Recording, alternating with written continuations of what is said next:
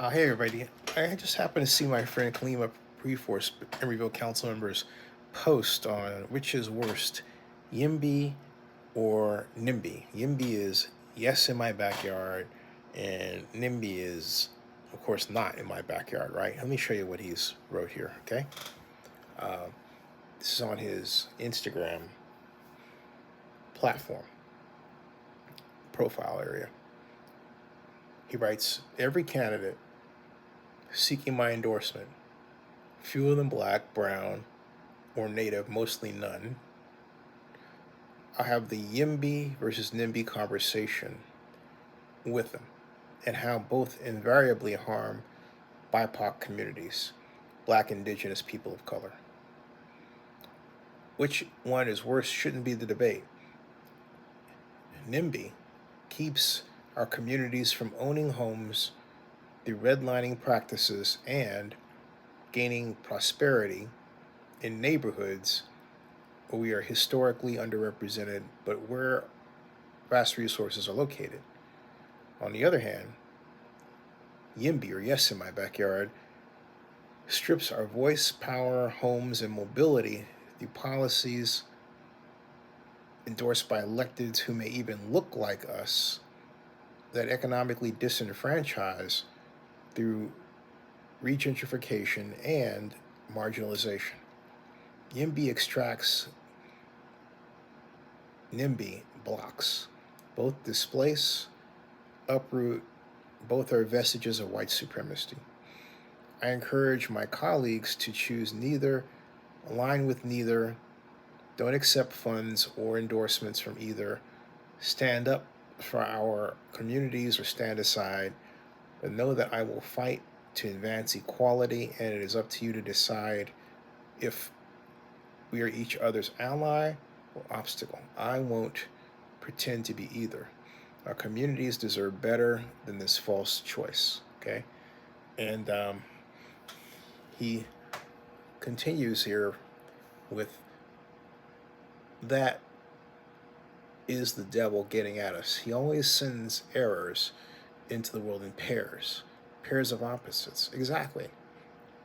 And he always encourages us to spend a lot of time thinking, which is worse.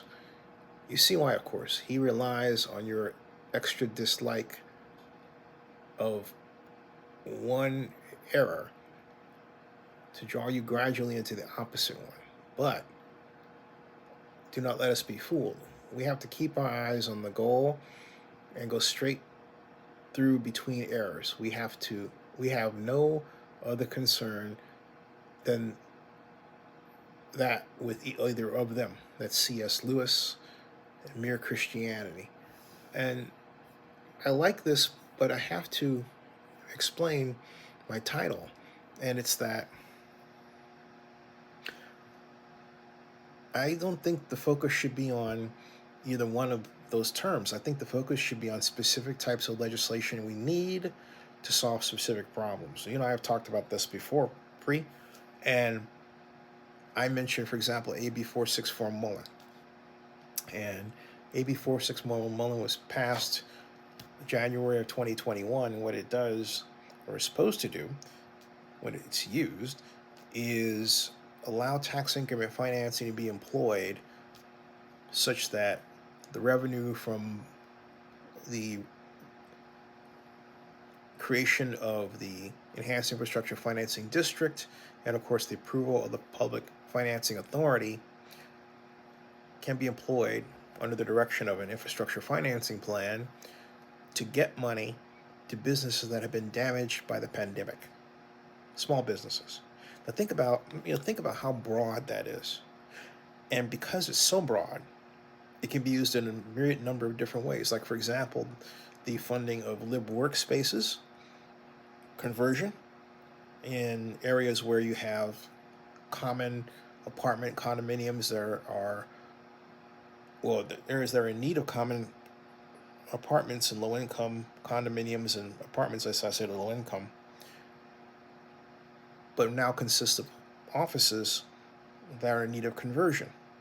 So there's a beautiful place to use AB 464 Mullen money, because it also allows that money to be pointed to affordable housing for the same set of purposes. There are all kinds of creative approaches that can be done that overcome the yes in my backyard problem, which I perceive to be this. I've found that creators of the yes in my backyard movement don't seem to understand, and this goes to Senator Weiner, State Senator Weiner, and others. Uh, and I'm not making personal criticism. This is all ideological policy, okay? But it is there. I tried to explain to him that what was missing from his legislation of several years ago that would encourage development around transit, which is an old idea, okay, was tax increment financing.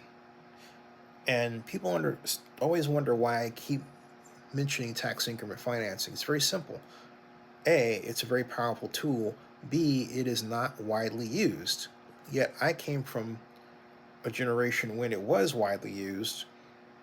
Some of you are going to talk about how it's misused, but even those who talk about how it's misused don't focus on the tool itself. You focus on the person that used it in a way that they should not have, in terms of getting through housing for higher income people and so on. All right? I get it. But again, it does not have anything to do with the mathematical tool that tax increment financing is and how it can generate a robust source of revenue to be used effectively for a number of projects in a city. That still remains. Now, post Jerry Brown killing original redevelopment law, or really arguing making it dormant, section 33000 to 33999 in 2011, we are at a place where, the last time that I checked, there are only 43 cities that used tax increment financing, or at least were considering using it. Of those, only 8 actually were, and that's it. That's shocking. And if there's an improvement in number, it's maybe 10 or 11 as opposed to 20 or 30 or 40. That means that there are people out there in our state who own small businesses who are not getting the effective help that tax increment financing can provide. That's a horrible situation. Horrible. And who does that affect? Well, people that look like myself and Pri, disproportionately. So you have a number of people out there that are working in government, on staff, who do not effectively use tax increment financing. And that should be a statewide conversation as we lead toward an era where sea level rise is a giant concern, where we've done nothing as a state as a whole to mitigate the problem. Maybe we have projects here and there, but Oakland has plans, but Oakland has no established city council approved initiative.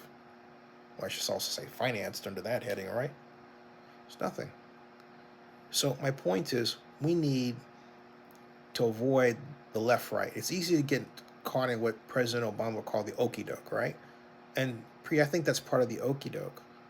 I don't think the conversation should ever even be YIMBY or NIMBY or whatever they want.